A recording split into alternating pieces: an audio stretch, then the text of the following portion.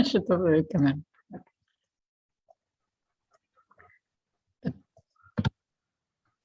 Welcome, Jagat friends from all over the world. Welcome to our 10th day of this nonviolent economy campaign. We've been through all these days looking at many diverse actions in different parts of the world, people discussing, but also marching and doing different sorts of actions to understand how we can transit to a nonviolent economy. And it's been very interesting to see how many people involved from different places. And we are very happy that we are finally getting close to the conclusion of this campaign, and it will be very exciting to see how many people come together and to commit on this challenge of really build up from the bottom a new economy, a new way also of relationship among humanity and with nature also.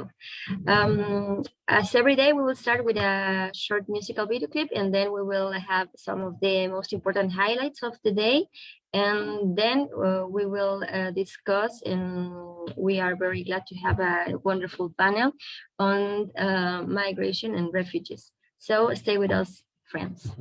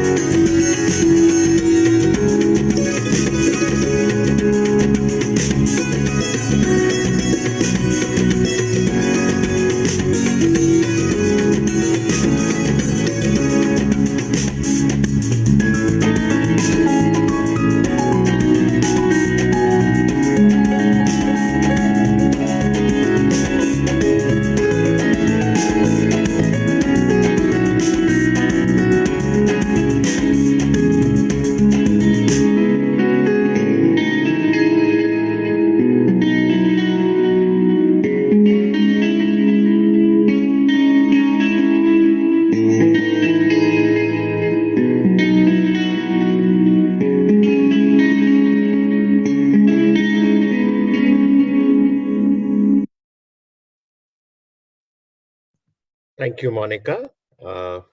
Over to you again. Thank you, Gary. Yes, well, welcome again, friends. These were a couple of songs from Jagat. Well, today we are celebrating a lot of also things. Right now in Italy, we are very glad to see that our friends from the Coordinamento Salvaguarda Ambiente Campaña and the Green University are gathering together in a conference on submerged economies and environmental pollution in the Vesuvian coastline, which is to the south of in the south of Rome, and they are coming together as part also of this Jagat campaign to try to see and figure out what proposals and how they can, in a more communitarian way, also try to give some answers to the environmental devastation of the sea of the Vesuvius. So we will just, as it is happening right now, we will watch a short piece of the webinar.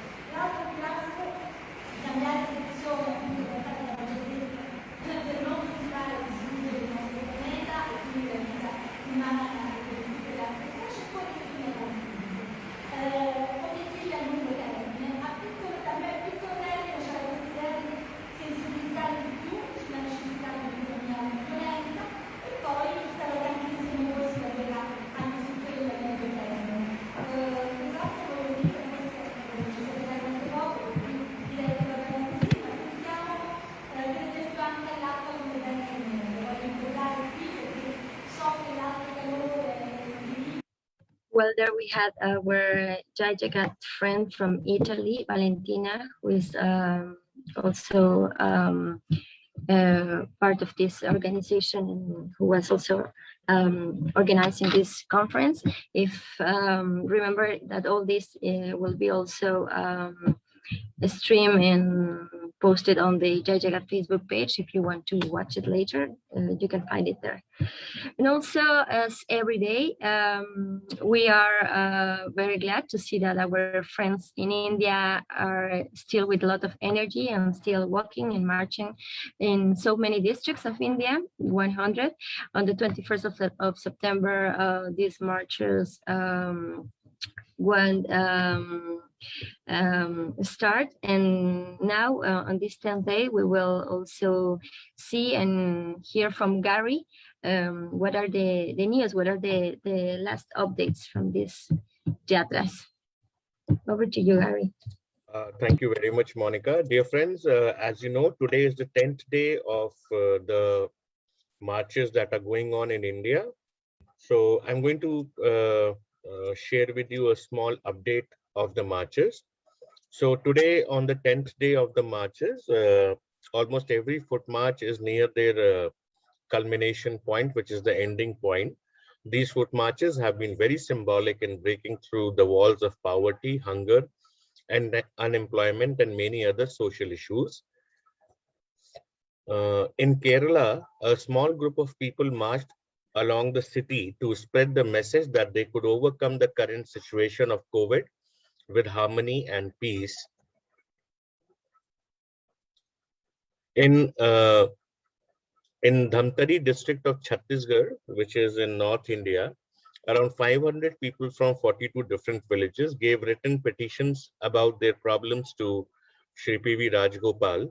These petitions were then handed over to the Tehsildar, who is the person who looks after the land issues at the district level and block level, and who was also present as the representative of the district magistrate.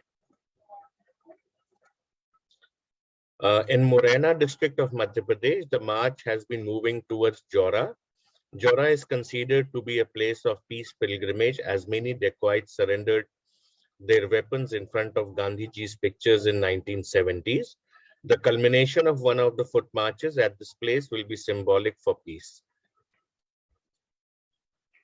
In Umaria district of Madhya Pradesh, many villagers came at the night halt of the Yatra. Here, various cultural programs were also organized, like folk songs, which describe the 12 days of action.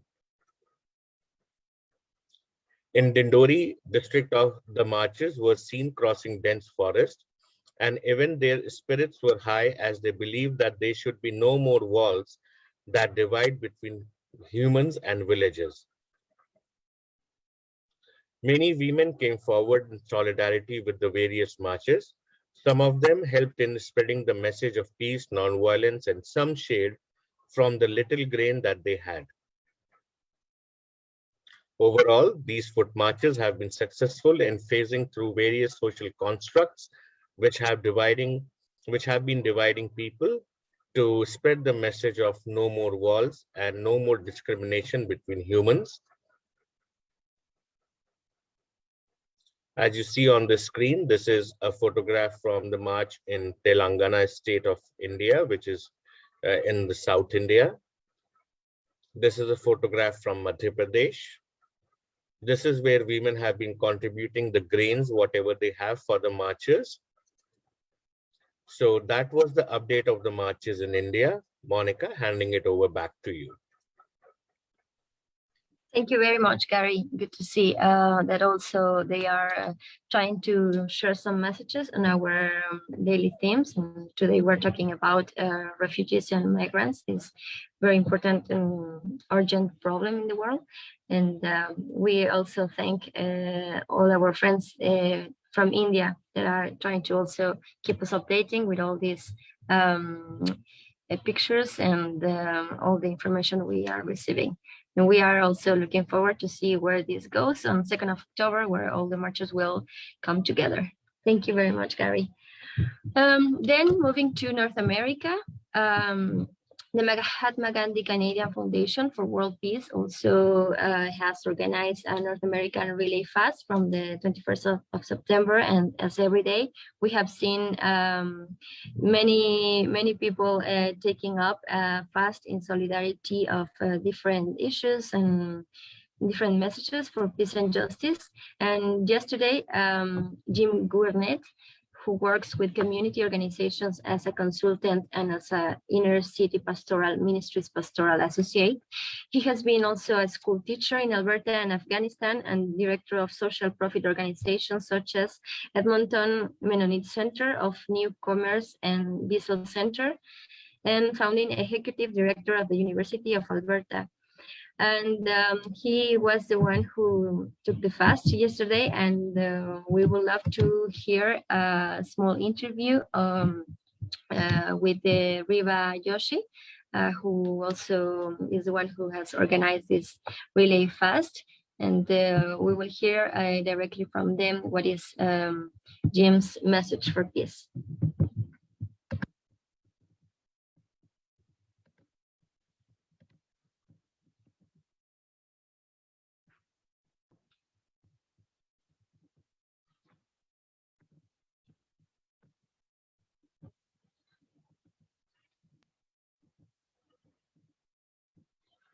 Button. Great. We're on. Go for it, Jim. Tell us, let me introduce you first. So this is Jim Gurnett. We have known each other, we just realized, for about 35 years. And in that time, Jim has been a teacher, he's been a politician, he has been a community organizer and an activist, and he always brings a lot of heart to everything that he does. So Jim, talk to us a little bit about your fasting experience today on September 29th, and a little bit about why you were fasting. Great. Well, thank you, Reva. I guess you didn't explain that if we've known each other that long, it's because we were in school together in junior high, but I'll leave that.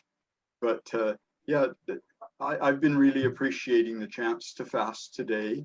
I fast for various purposes through the year, but I think that's the key word, is I try to fast for purposes. I try to use fasting as a time to give me a reason to pay a bit more deliberate attention to an issue or something that's happening that matters to me.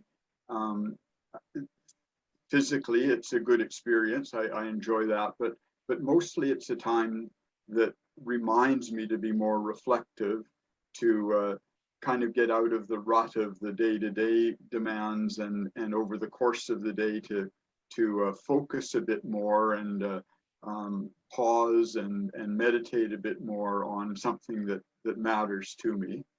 And so today, so I was delighted to have the invitation to be a part of the 12 days of action and join with others that were also wanting to use fasting as a time to heighten their awareness of important issues.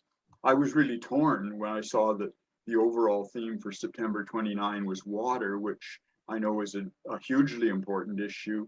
I'm working with some friends from a really drought-affected part of Cameroon in West Africa to try to raise money to be able to get a water well in that village. So I'm pulled. I understand how important water is, but I chose to focus for today, for myself personally, around the issue of home or of housing. And the two aren't unconnected. In that little village in Cameroon, for example, the people's very ability to stay in their homes in that highland dried out area depends on being able to have water. And they go to tremendous sacrifice to be able to get that water. Right now, they have to walk 6, 7, 8 kilometers into the bush to find just depressions in the ground that have dirty water in it. But without that water, they couldn't stay in their homes. And those homes mean so much to them. So that's maybe an extreme example, but everywhere people are struggling to stay housed. I spend time often in the urban core of Edmonton, a wealthy Canadian city. And I am surrounded by people that are literally just sleeping with rags and cardboard right on the sidewalk because they don't have housing. And I'm always trying to tell myself when I get up in the morning, imagine what my day would be like if I wasn't in a home, if I didn't have a comfortable bed that I was getting out of, if I couldn't go in and have all the water I needed to wash, if I couldn't prepare myself coffee and food.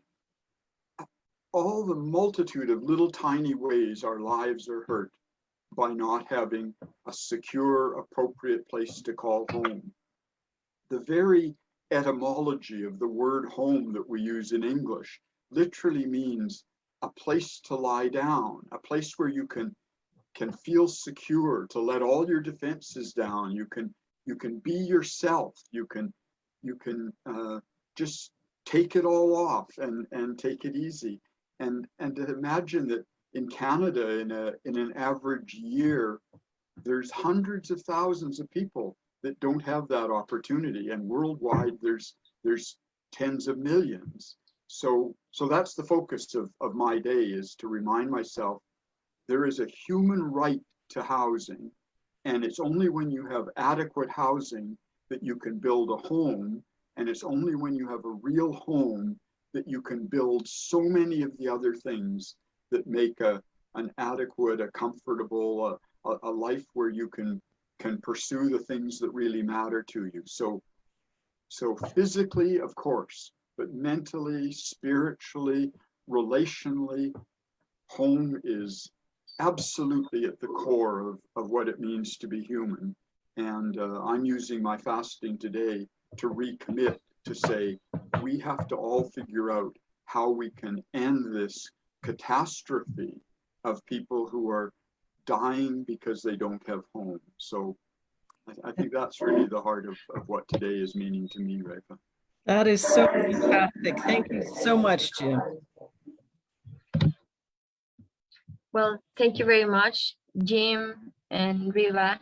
I just say, I mean, Jim is also here, and Riva, I mean, I don't know if you would like to share something, but I mean, I really appreciate this message. And I think without planning it, as today is the, I mean, our theme and the panel discussion will be around migrants and refugees. I think this is also a very close theme, of course, because we are talking about like how is possible people has to, I mean, is forced to move to look for another house, and they, while they are traveling, they have no house, right? So it's I think it's very moving, the message, and it's very well connected with our later discussion. So many thanks, Jim, and many thanks, Riva, also for organizing this really fast. And we still have I think a couple of fasters for the next days, and we look forward to also see their message. Thank you. Well, now we will conclude this first part. I mean, there are still a lot of things going on right now, and will be a lot of other webinars and actions planned for today, but they are still not happening. So those will be shared on tomorrow's program. So right now we will just go to a musical short break, and then we will come back with our wonderful panel on migrants and refugees.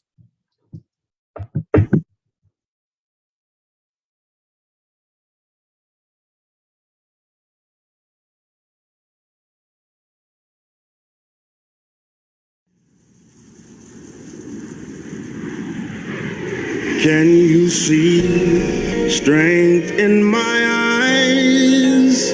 I used to sleep through the night. Then hurricane, there were no lights, no sirens, just guns. It was violent and we had to run or die. I'm running.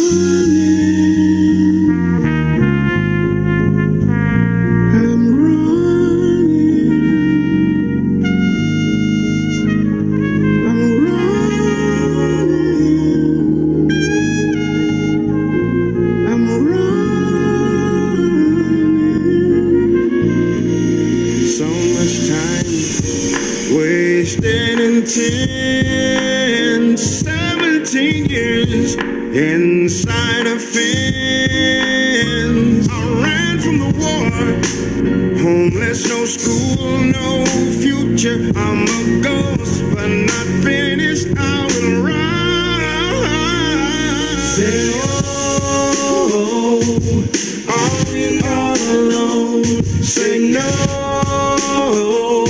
I'll never forget my home. I'm running from the place that I know. I'm running. What direction should I go? I'm running. So tired and so worn.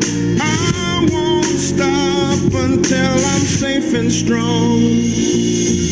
Where I'm running attitude is running through my mind. Always on the run, am I running out of time? Darkness in my way, I pray that the sun will shine. Started from the bottom and that was underlined by the place that I'm from. Sometimes it's undivine. I hear them songs of freedom and they running through my mind. Close my eyes, imagine a place next to me where I no longer can be labeled a refugee. Destiny, oh, somewhere down these dark roads. Yeah, we the lost tribe, but we found our souls. Cold rain, old pain, I left along the way. I fight through the night just to find a stronger day.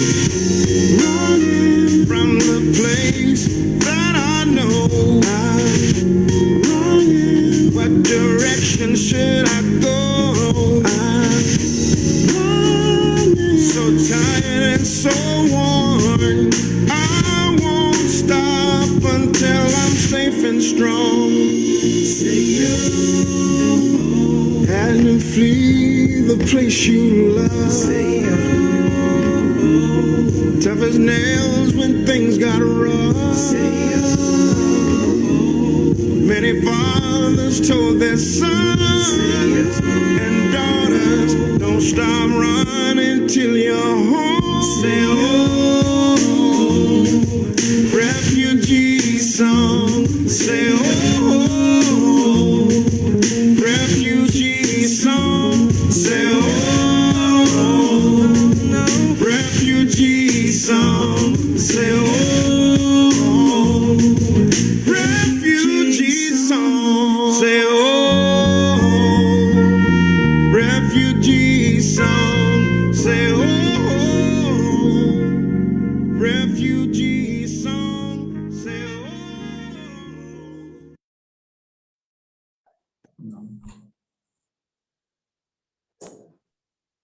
Thank you, friends. And now over to you, Monica. Thanks, Gary. Well, yes, many thanks. And yeah, well, we will start with our panel discussion. I think it's important to say that for the Jagat's vision of a transition economy that is nonviolent, that is what we are proposing, must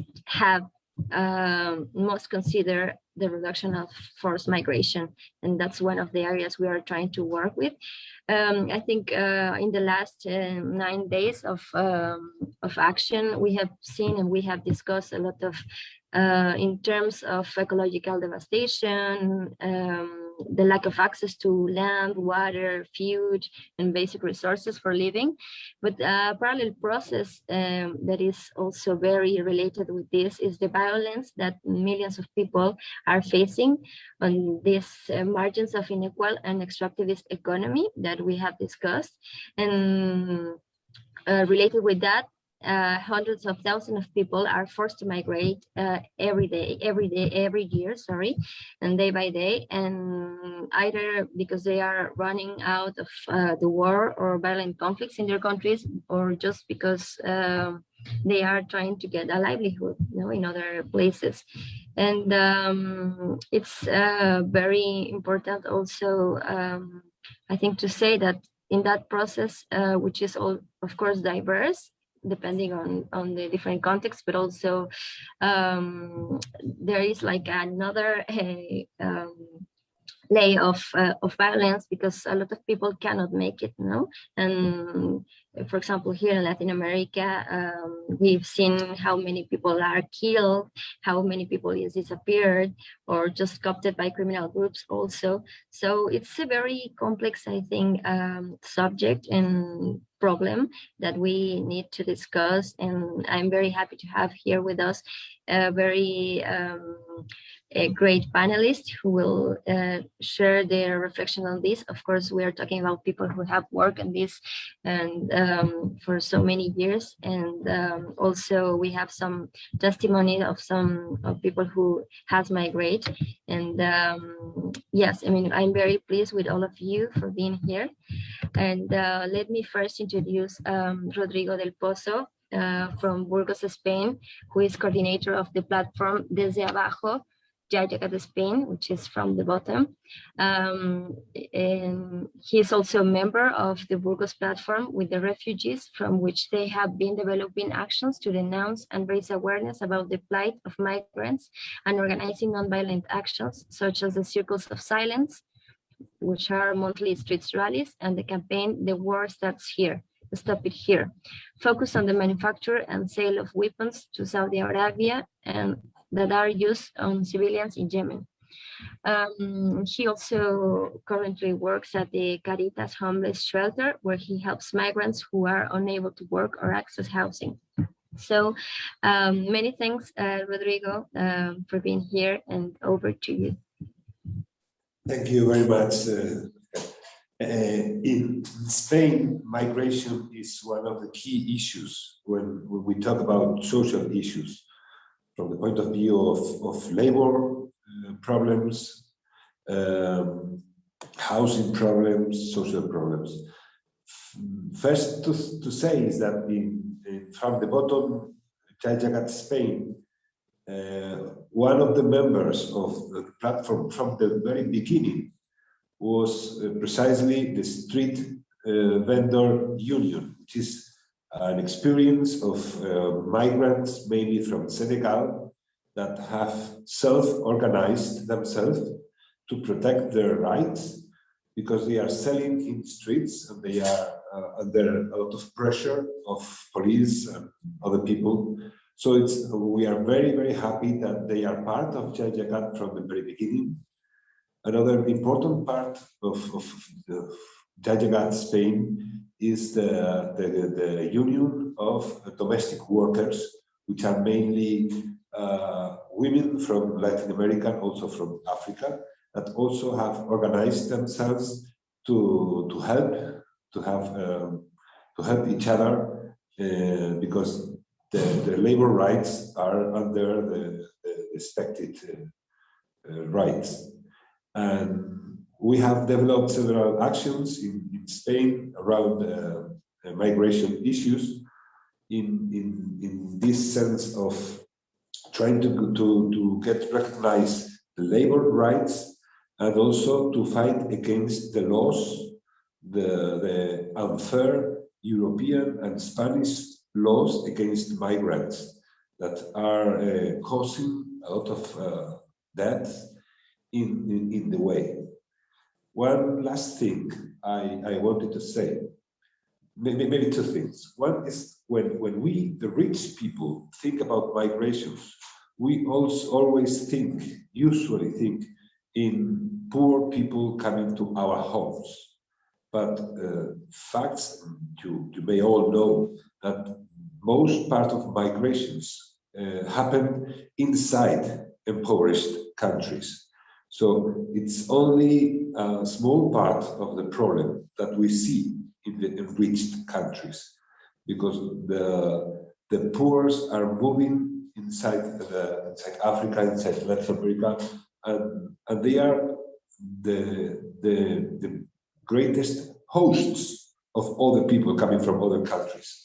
And when they come to our borders in the rich countries, we don't want to welcome them, which is even more unfair, because the causes of this violent economy that forces them to migrate starts in our countries. For example, you mentioned the campaign, The War Starts Here, Let's Stop It Here, which is an international campaign. And in Burgos, my town, we were very pushed to develop it, because just 30 kilometers away from my town, from Burgos, we've got the main factory of bullets and ammunitions that are being sold to Saudi Arabia and used in Yemen war on women and children and civilians. So we are producing and selling illegally the weapons that produces migrants and refugees. But I'm sure you all know all of this, more or less. But I want you to introduce Karamo. He is from Guinea-Conakry, and he's one of the very thousands of migrants that come here to live in their homes with a lot of suffering, trying to work, and they arrive here. They are not allowed to work. They don't have incomes, and they sometimes end up living in a homeless shelter. Caramo is with me these days in the homeless shelter of Caritas in Burgos. And I will just give the word to him. I will tell him a couple of words. Te he presentado, te he dicho que, bueno, que eres unos migrantes, que vienes a trabajar dejando tu tierra, pero que aquí no te dejan trabajar y por eso tienes que ir donde Caritas. Cuando quieras te voy traduciendo. De hablar de aquí. Sí. Vale. Pero estamos aquí para ayudar los papeles. Cuando tengamos papel luego y vamos a trabajar, empezar a trabajar. He's waiting to get the administration papers, everything, so he can start working as soon as possible. Sí, para eso nosotros estamos esperando este momento de Caritas. Cuando tengáis papel, empezar a trabajar. Aquí está. Y estudiar también los idiomas. Cuando hablar bien este idioma, luego vas a tener un buen trabajo. They are waiting for the papers, for the administrations to get everything right. And in the meantime, they are studying, trying to learn different languages, so they could get better works, better jobs. Sí, eso es. How is it? ¿Cómo es que, por qué tuviste que venir a España? Why were you forced to come to Spain? Porque cuando nosotros eres pequeño, mira las personas mayores dice que vas a venir aquí. Nosotros, yo mismo he venido aquí sin motivación porque yo he visto las personas mayores ven aquí donde yo vive, vas a trabajar. Since he was a child, they usually see elderly people coming to Spain. So their dreams somehow is always coming to Spain, as they have seen others do. Donde vive estaba un poco, yo no grandecir con mi padre, estuve con otra persona, pues, cosa no me quería quedar con ella bien. Cuando tengo 18 a 19 años, yo empezar a salir, fui en Mali, luego Mali, Algeria, Marruecos, Algeria hace un poco rato ahí para trabajar. When he was trying to work in Guinea, he couldn't find a good opportunity. So when he was 18, he left his country first to Mali, then to Guinea, then to Algeria. Algeria para trabajar. To work. Sí. ¿Cuánto tiempo?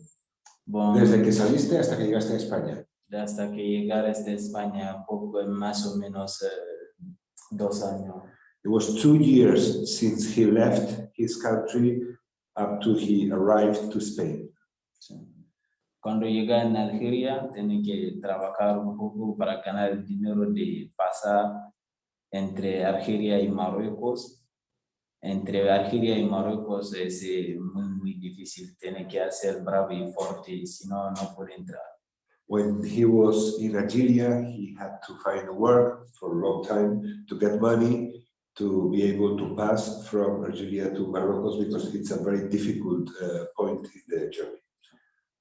Cuando tiene fuerte, cuando entrar en Marruecos, tiene que buscar las personas que pueden te ayudar para pasar la patera. Cuando pasa en patera, puede entrar aquí, pero ese suerte, cuando llegan en el campo, ese suerte, a veces puede ir en el mar. La gente algunos puede entrar, algunos pueden morir, ¿sabes? Cuando entrar aquí es suerte de Dios. It says that when they are in Morocco, they have to find someone that can help them to cross the ocean in the patera, in those ships, small ships, and he says several times it's a matter of luck. If you are lucky, maybe you can get here, but if you are not lucky, you can die in the ocean. ¿Algo más quieres decir? Sí, yo he subido en el mar cuatro veces. Cuando llegué en el mar, dentro 5 horas o 2 horas, sí, el marítimo de Marruecos te recoge y te volver también en Marruecos. Tiene que pagar el dinero donde ha cogido y volver en el campo también, de revenir también. He's tried to make this journey through the ocean 4 times. In the first 3, the police, the Moroccan army, get them and brought them back to Morocco when they had to start working again to get new money to try again to pay for the trip. Si te vas a hacer así esa cosa, un día si tienes suerte puede entrar. Cuando llega el lugar de, no sé cómo dice, el lugar de agua, porque en agua ellos dicen que hay agua de España y agua de Marruecos. Cuando llega a la zona de España, el marítimo de España, cuando recoge la gente, ese suerte te vas a entrar en España. He insists in this idea of being lucky, because if you are in Spanish water, international waters, when you are caught, if it's near Spain, then you are taken to Spain, and then you are lucky. One last question, una última pregunta. Te voy a decir, ¿qué te gustaría decirle a los que hacen las leyes de extranjería? What would you like to say to the politicians, to those responsible of immigration laws? Para ayudar a los inmigrantes. No, si estuvieras aquí, ¿qué les dirías? Pero yo quiero decir, tiene que decir a la gente que está en el país de quedar aquí, trabajar, hacer cosas que sí, cuando está en tu país es más mejor que salir de los inmigrantes. He says that he would like that people shouldn't be forced to migrate, that it's better that everyone prefers to live in your own country, something like that. Thank you very much, Monica. No, thank you. Muchas gracias, Caramo. I'm saying right now. Sí, muchas gracias por compartirnos tu testimonio y es súper bueno escucharte y espero que tal vez más adelante podemos hacer alguna ronda de preguntas o algo y seguir preguntando más cosas. Thank you very much also to Rodrigo. So now I'm very also glad to invite Iselin.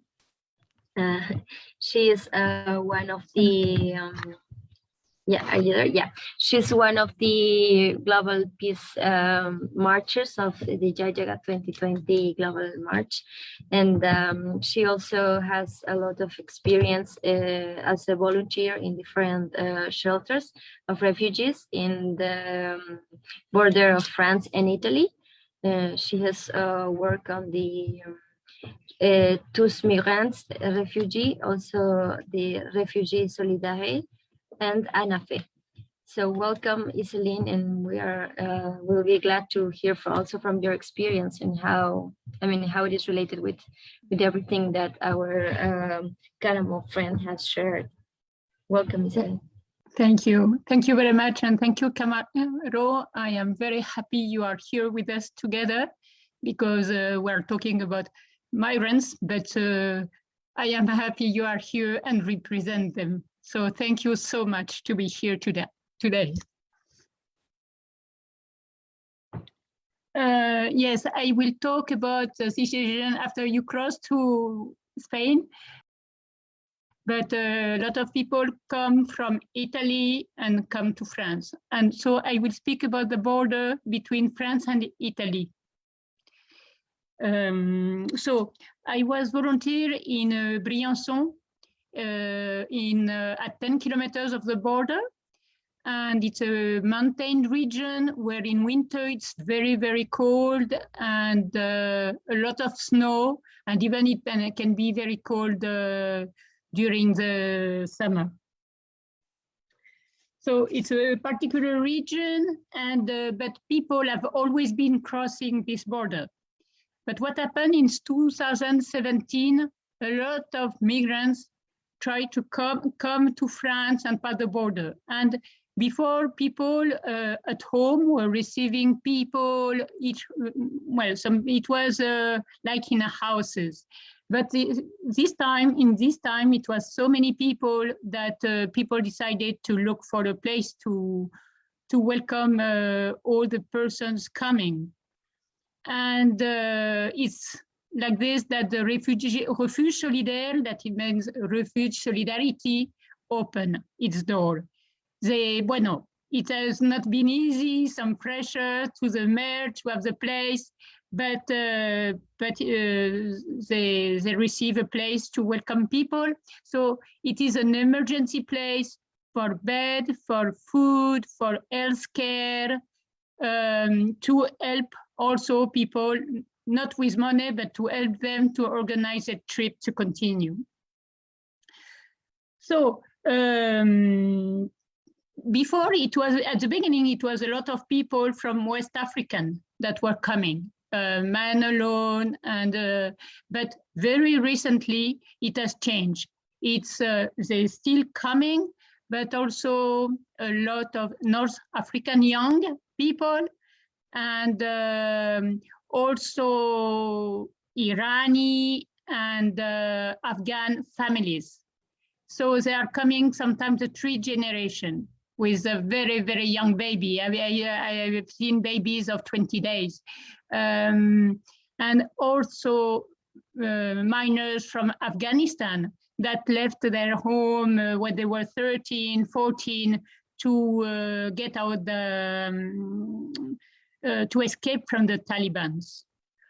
So people stay there sometimes just one day. Normally the average is 3-4 days, but sometimes longer because they don't know where to go and they don't know anybody in France. So the refuge has changed, recently has changed the place. So it is a new place because the mayor of Briançon kicked the refuge house. They said that we have to find another place. So we are in a new place with other organizations. So it just since the end of August. So now it's the own place of the association, and it's a bit more sure. But all this in Briançon, you don't have just a refuge. You have also another organization that is Tous Migrants. It's a very, very important organization. They support assistance in the mountain to look for the people, above all in winter, when it's very cold, when a lot of snow, some volunteers go to the mountains with hot tea, with something to eat, and try to find people on the French side, because they're not helping people to pass the border. This is illegal and they don't do it. But if they find people in France that are in the snow, they try to help them to come to the refuge. The weekend, it's Médecins du Monde, ONG in the medical care that goes every weekend and help also people. If there are people that need to go to the hospital or they cannot walk, they help them.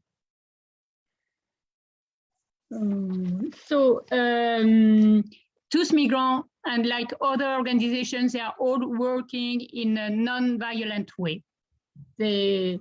So besides going in the snow for Tous Migrants, they are also making observation to see if the right of the migrants when they pass the border is observed or is respected.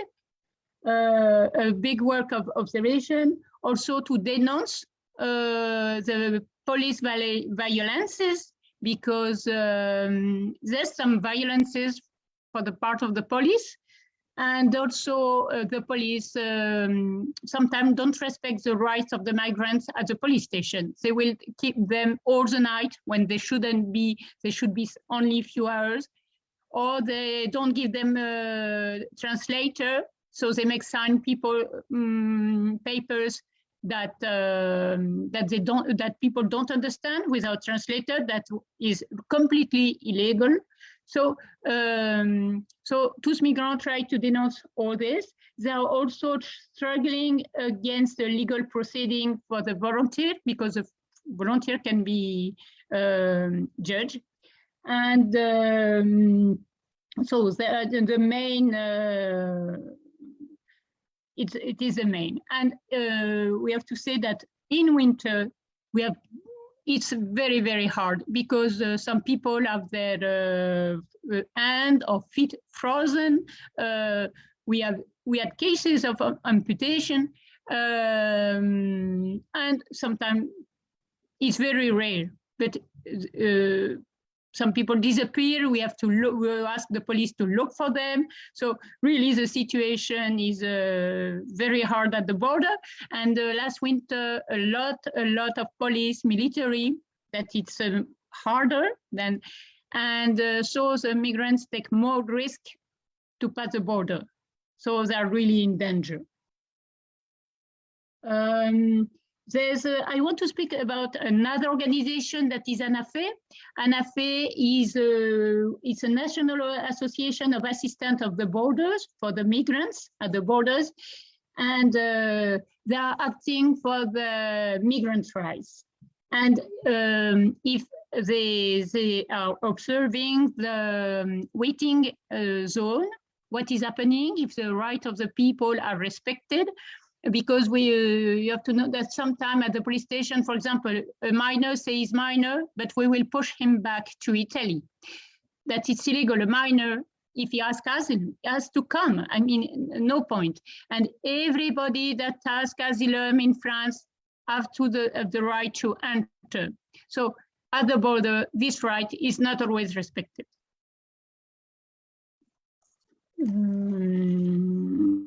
So also ANAFE we are trying, when we meet people and we see that the rights were not respected at the border, we try to have the testimony, anonymous testimony of, to give them to lawyers, and lawyers going to see what happened, and they can make global advocacy and try to defend the right. So for Briançon, all these associations are very important because they are complementary. And I think I met a lot of people passing through the refuge, and it was a big emotion, and trying to speak with them and trying just to give them a space of security for 1 day, 3 days. This was very important, but we have to think why they're coming here, why they are coming and why they are coming to France. They are escaping war, they are escaping, they don't have to eat. They want to study sometimes, and they don't have the right to study, to work. So the lack of opportunity. So, and why? Because our violent economy, our violent policies, international policies. So we have to think about it and what we do. And I want to say also that my last sentence, that migration have been all the time. It's true. It's something everybody, a lot of population has moved during the centenary. No, a lot. So migration is a right, and our responsibility is receive and to welcome these people, respecting their rights, the fundamental rights, and yes, receiving them with humanity. It's not possible for a country rich like France to receive them as we receive them. And so when I see what happened to the border, I think it's we don't want Briançon and don't want these beautiful mountains to be a cemetery. No?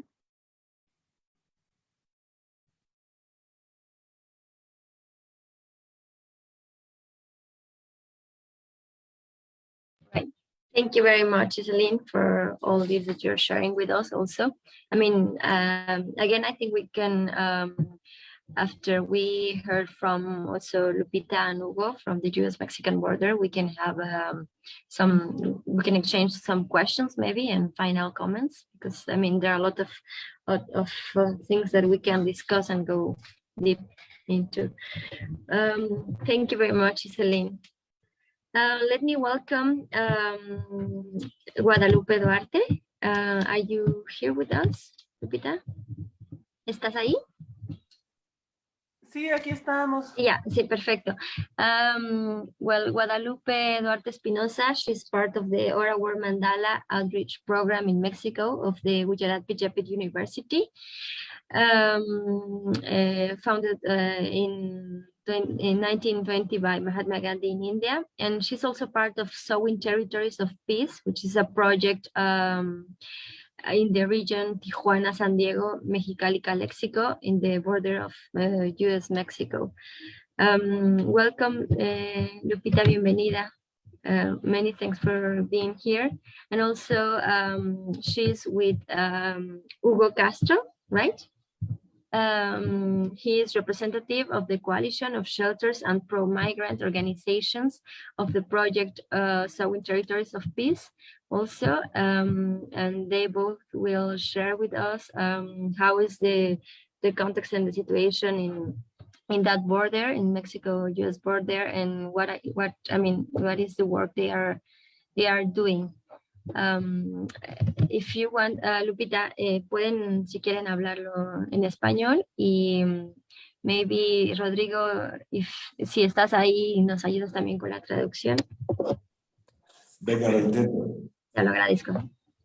Thank you. Perdón, hablad con frases cortas, Lupita, por favor. Hablad con frases cortas, por favor. Sí, claro. Para ser literal. Buenos días. Y a todas.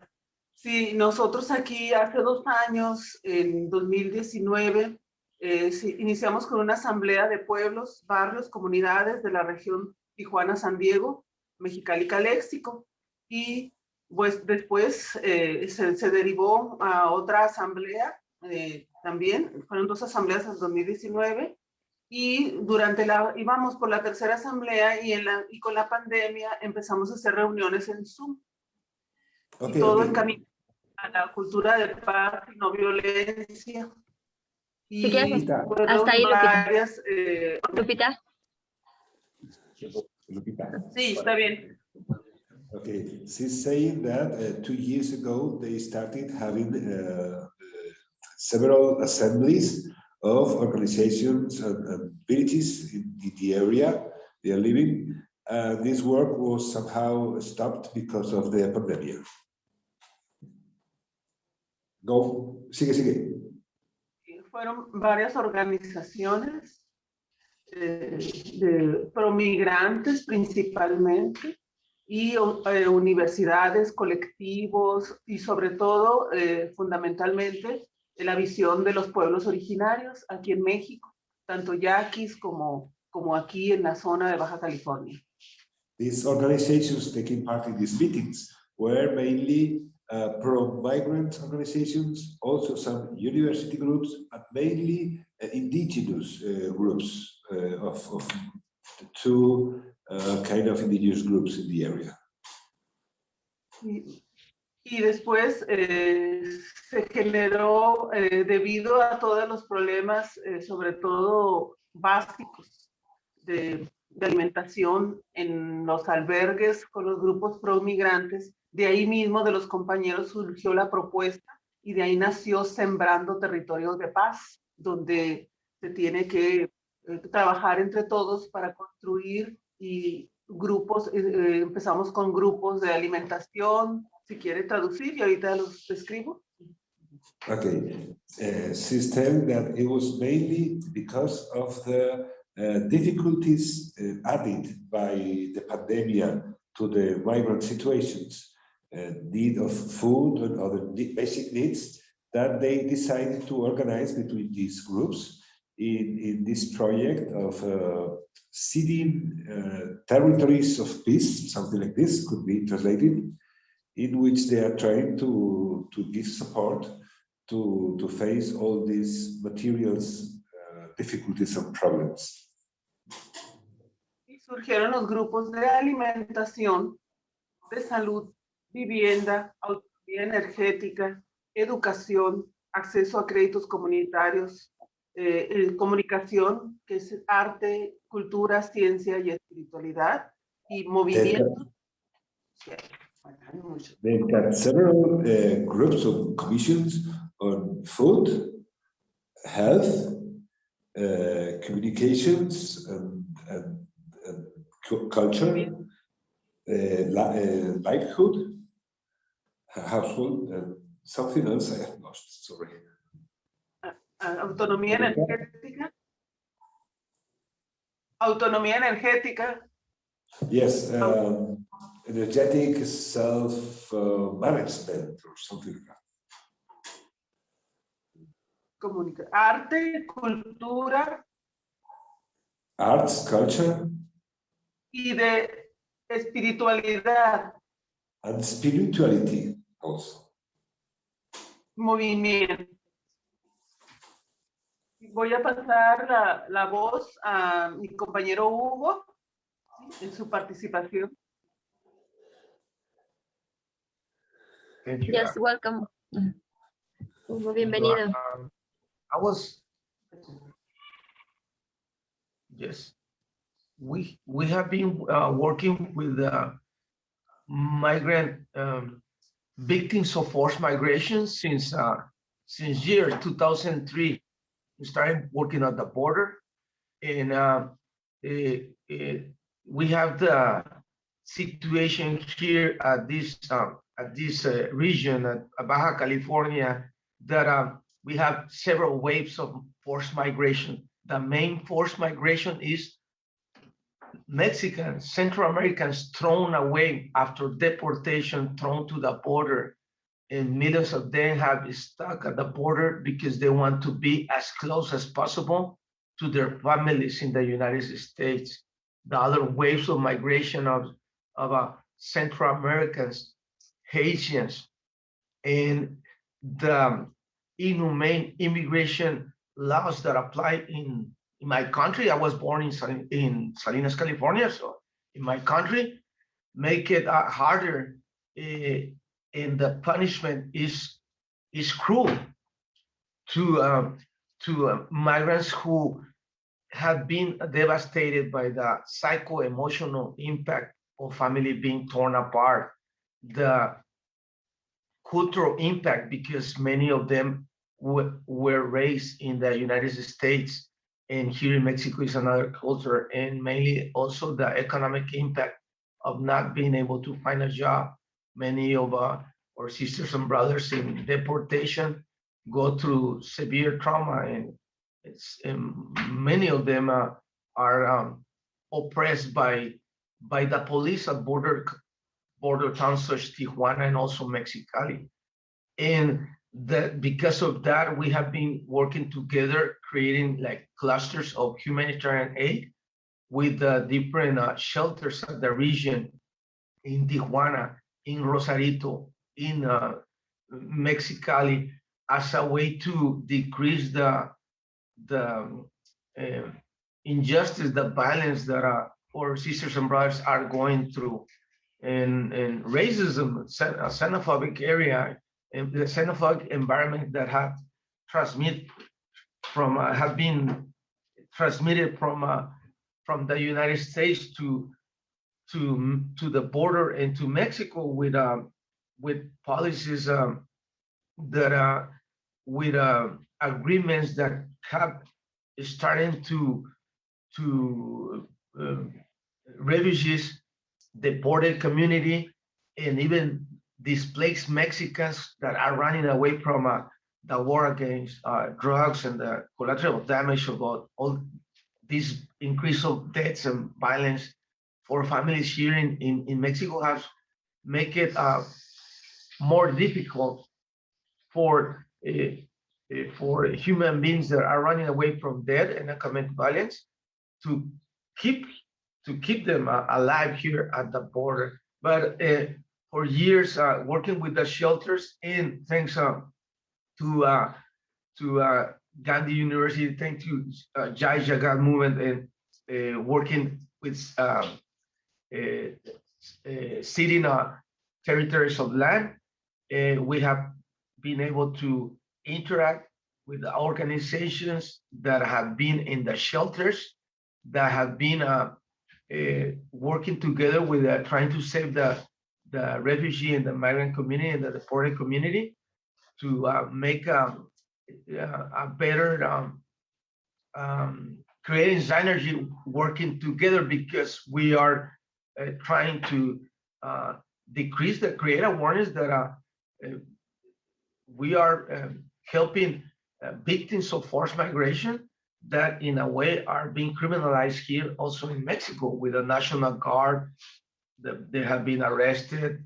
We have seen that situations at the border at Chihuahua, but it also happened here. It is happening here in Tijuana and Mexicali border. And so we are trying to create awareness, fight for the rights of refugees, and especially the ones that doesn't speak Spanish, such as our sisters and brothers, Haitians that mainly speak Creole, and they are being fighting difficulties at the border. They have been criminalized, or they don't have a medical access. So working together with the shelters and working together with human rights organization, collective, and community members, we have been able to assist them, bringing food, bringing making a bridge of collaboration, of solidarity with doctors, with legal assistance, even with attorneys to speed up the process of obtaining asylum, such as one of the organizations that have done a lot of work here at the region, Al Otro Lado. And the obstacles are great, are big, and because we are facing oppression by the government, by the U.S. government with inhumane laws that also has persecuted activists, and we have been, some of us have been in the blacklist of from the government, that they want us in jail instead of helping to continue with bringing humanitarian aid to the refugee and the deported community. And now in Mexico, that the Mexican government denies that there's a crisis of kidnapping and murder of not only refugees and deportees, but also of Mexicans in states such as Guerrero and Michoacan. It has been the obstacles and the challenges are greater at the border here, where many in states in case of Mexico, the impunity rate is so great, so high, that many activists have been killed trying to defend the rights of the environment, also the rights of a migrant community, and also fighting for social justice. But in working together with 19 shelters at the region, working together with artists, working together with the ones, because we are more the ones that are seeking social justice and seeking love and seeking truth at the region, we have been able to increase strong the ties among both countries at the border, the Southern California region and the Baja California region, to work together to find this environment of hate, fear, and war and death among human beings.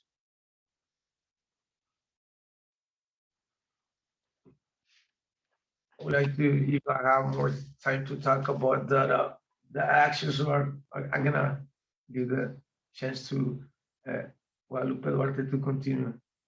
Mónica, ¿cuánto tiempo llevamos? Yes. I mean, you can have a couple of minutes. Pueden tener 2 minutos más. Sí, si quieres concluir algo y terminamos. Sí, pues, si quieres, tú me traduces. I'm gonna translate. Sí. Thank you, Rodrigo, for traduction. Bueno, estamos trabajando para lograr, tenemos talleres de huertos, compañeros que son especialistas para poder tener una autonomía en la alimentación, sobre todo para solventar todas las necesidades. We are working together to be able to create to harvest products with a specialist of the region to be able to find an autonomous stage to be able to continue or fight. En la salud también hemos tenido talleres en Zoom. We have workshops of health through Zoom. Y bueno, talleres de la unión en la espiritualidad, en la diversidad. We have been looking for unity in a diversity of spiritual diversity. Sí, en la espiritualidad, varios grupos de San Diego, Krishna, musulmanes, hinduistas, taoístas. We're working with a Muslim community, with Taoist community, and with Krishnas. Musulmanes. Yeah, Muslims. Y Krishnas. Christians and even Jews. Católico y cristiano, ¿no? Y es importante porque todos trabajan con migrantes. It is very important to work together because all of them work with migrant y se community. trata de generar una fuerza todos unidos. And we are trying to make a stronger force with unity. Sí, y bueno, y participa también mucho el arte y la cultura, esta parte. And also with the participation of a culture and art. Y para poder lograr tener una paz, la unidad en la diversidad mediante la no violencia. To be able to find peace through the unity of diversity or non-violence. Okay, es todo. Muchas gracias. Thanks a lot. Jagat, muchas gracias, Lupita y Hugo, por compartir todo esto. Many thanks. Me gusta mucho que del proyecto de Sembrando Territorios de Paz, que intentan incorporar, o sea, las distintas áreas de la economía no violenta e interrelacionarlo, ¿no? Con el tema de migrantes. O sea, me parece maravilloso que estén sembrando y, o sea, como haciendo todo el proyecto de una forma en conjunto y holística. Así que muchas gracias. I was saying that it's for me very inspiring, and I like a lot that the project is trying to incorporate the different areas of the nonviolent economy with the shelters and working with them together and trying to create this project in a very holistic way. And I think that's also very, I mean, unique. No, it's not easy to see everyday projects like that. I mean, I think we have heard about different challenges people is facing, I mean, migrant refugees, but also people who is working with them, trying to contain and trying to support them on their transit. And but thinking on the last sentences that Karamo said about, I mean, we don't want to migrate, we want to stay at home, right? What do you, I would like to ask all the panelists. I mean, of course, there are a lot of things we need to do in facing the problem right now, but what do you think needs to be done to really reduce at least the forced migration? Like, what needs to be done right now to really see maybe in 5-10 years that this is reducing or it's stopping at least? I mean, from your experience on the shelters. I would also like to join, add to your question, Monica, that especially after COVID-19, you know, there's a new term that has come into existence, which is reverse migration. So we've been having forward migration, we've been having reverse migration. Forward migration is where people are not able to, you know, get a stable place to live. And reverse migration is that people who have gone to their places to work, and due to the economic situations, they have to head back to their native places. So with this very honorable panel on board and their vast experience, it would be good if we could know about how have they been able to tackle these issues and what would be the way forward. Yeah. If you So want, we you can say this go. in Spanish. If you want, you can say this in Spanish. Yeah, I mean, I don't know, Hugo, are you translating, Lupita, right? I can see. Yes. Yeah, okay, thank you. I would like to add that here, forced migration is. Can we go? Sorry, Hugo. Can we go? I mean, we can go first, Rodrigo, Iselin, and then we go back to you to have the same order. It's fine. And I will, yeah, if you can translate to Lupita, thank you. Okay, over to you, Rodrigo. There's a very difficult question. I personally don't see the problem solved in 5 years because we all have seen that fortunately there are hundreds and even thousands of small groups working with migrants, with shelter, with food, networking, paperwork, and fortunately, there are a lot of groups trying to make the journey not so harmful. But until we don't seriously stop stealing their resources, they will be coming and coming always. So in the short term, we have to get a change in the laws, in the migration laws, so they can come here easily with good conditions of rights. But in the medium and long term, we have to stop stealing them.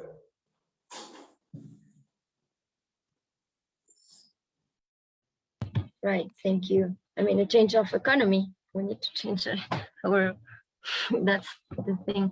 Iselin, over to you, what you would say.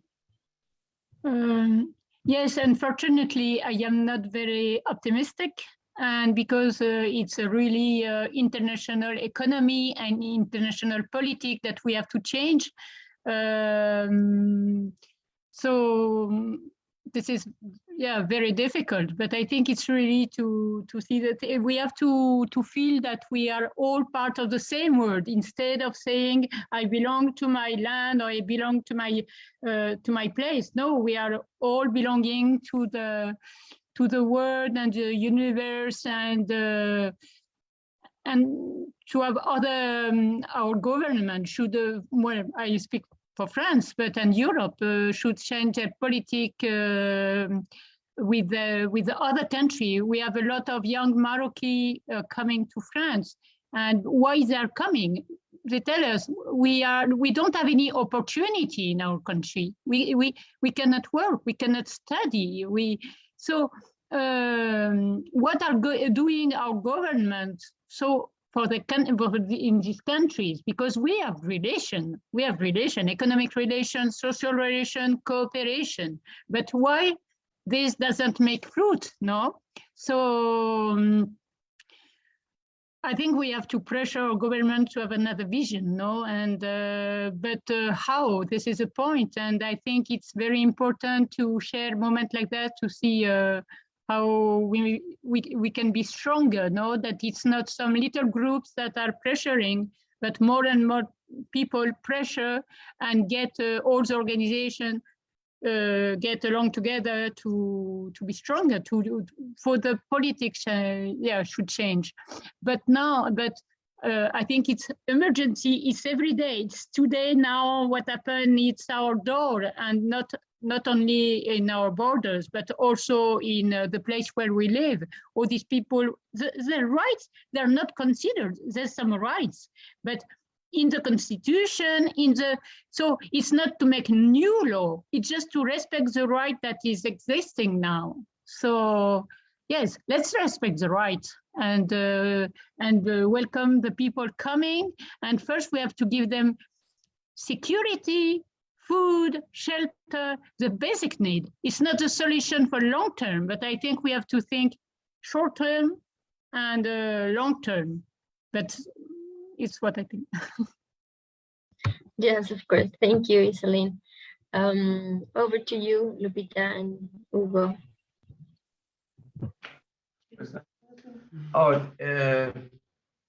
It is very important to inform that here forced migration, one of the main forced migration is deportation, the inhumane immigration laws that are being applied in the United States, but also pressure at international level to other governments such as Mexico to create inhumane or criminalization of migration make it harder. Plus the economic system that a small group, the ladies and lords of money that promotes a xenophobic environment creates difficulties for that have happened for years. You know, the human being have migrated always. So now the borders have created easy access, globalization, easy access of products and money, but the consequence of extreme capitalism now forced migration. So we are stuck by mainly inhumane laws, inhumane economic system, and also the impunity level at certain countries such as Mexico, 95% impunity level, the collusion of drug lords with politicians, and not only here, and also in Central America, has created the refugees and the deported community are stuck between the fighting to be alive, and also they have been criminalized to run away from police instead of being protected by the police. Just in the United States, in the last 10 years, 130 even American citizens have been killed by the Border Patrol. Thousands of human beings are serving up to 10 years for trying to go back with their loved ones, trying to reunify with their loved ones, with their families. So it is really hard in 5 or 10 years to change this environment, because the ones that are in power have interest to continue the status quo that is forcing migration. But we have to work together to, as the Zapatistas, create our own wars within many wars to protect the victims of forced migration and fight for the right to migrate, and also create the basis to not be forced to migrate, the social, the housing, the economic, and mainly the violence direct to the poor. Right. Excuse me, Monica. Please. Just a couple of words, because we have to leave also. Of course. I think in Jagat, or at least personally, my hope is not that the powerful people is going to change the laws. Maybe we have to try something different, and that's what we are trying in Jagat. Networking with small groups, struggling in every territory with different, similar problems, but small differences. I think that's the hope. That's what it's not been tried really up to recently, to create a strong international network of non-violent groups, small groups, in which the poor people, migrants, have the main role to say. I would like to ask our friends in Mexico, because listening to you, to my heart came a very nice and hopeful memory of my dear friends, Las Patronas. I'm sure you know them, and other groups in Mexico and in the border, like Border Angels, that we have met them here in Spain and have created a lot of hope that from the bottom, the solution, this pressure to the powerful people is possible.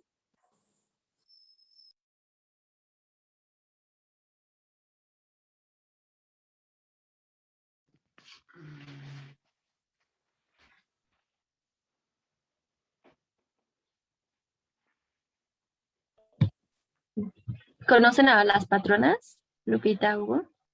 Claro que sí. Yeah. Yes, of course.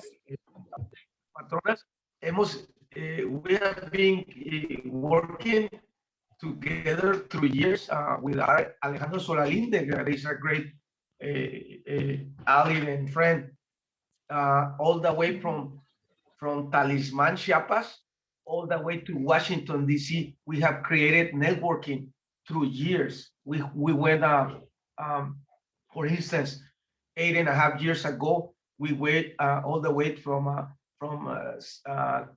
Calexico, Mexicali border in 1 month, creating awareness that we have to work together, and also telling the U.S. government and the community that that they should stop criminalizing migrants. We did it 8.5 years ago with a caravan all the way to Washington, D.C. And we have been working also together with, for instance, part of the founding members of the D18 Solidarity Movement with Ekaterina Lemon-Hama from the Republic of Georgia, Moises Mato, Miguel Tawada from Spain, also Susan Gar from Poland, and here from this region, fighting to create a movement of the rights and the conditions. So that's trying to work it out for a revolution of conscience. We need a revolution of conscience in the world to be able to stop criminalizing migrants, and also stop being so selfish and materialistic to think about just the person of the ones in power, that we are all together. It's really hard, but we have been working for years doing that with a lot of organizations. Wonderful, Hugo. It seems like, yeah, that's how we are building a network, and it seems like you also know same people, and that's really also, I mean, that's how we can empower. And I think also, I mean, there is a lot of work to do in terms of in a communitarian level in the borders, like to remove the stigma around migrant persons, and that's something that we can do. No, that, I mean, we can press government to do a lot of things, but that's something that we need to do more, like from the bottom, you know. So yes, thank you very much. I'm very, very glad that you are here and you have met, and I'm sure that a lot of work and things can also come out from this for the future.